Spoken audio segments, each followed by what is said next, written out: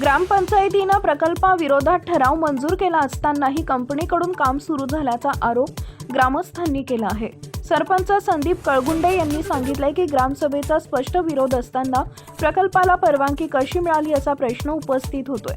प्रकल्पामुळे धूळ प्रदूषण वाढण्याची, पाण्याचा प्रश्न निर्माण होण्याची तसेच शेतीवर परिणाम होण्याची भीती ग्रामस्थांनी व्यक्त केली आहे। या प्रकरणी जिल्हा प्रशासनानं तातडीनं भूमिका स्पष्ट करावी अशी मागणी ग्रामस्थांकडून करण्यात येत आहे। टाइम्स ऑफ महाराष्ट्र न्यूजसाठी दौंड तालुका प्रतिनिधी संघराज गायकवाड, मयूर साळवे। मी मुंगाव खोलूचे माजी सरपंच संदीप कलगुंडे। आमच्या ग्रामसभेने ठराव क्रमांक 2 26 जानेवारी 2026 रोजी दालमी अग्रेन व्हिजन लिमिटेडच्या कंपनीच्या विरोधात ठराव दिलेला असून आमचे ग्रामपंचायत सदस्य 11-0 असा दालमी अग्रेन व्हिजन लिमिटेड कंपनीच्या विरोधात ठराव दिलेला आहे।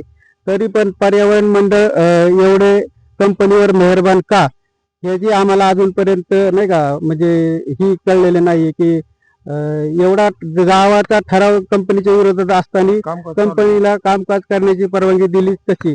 ग्रामसभा ही सर्वश्रेष्ठ सभा मानली जाते।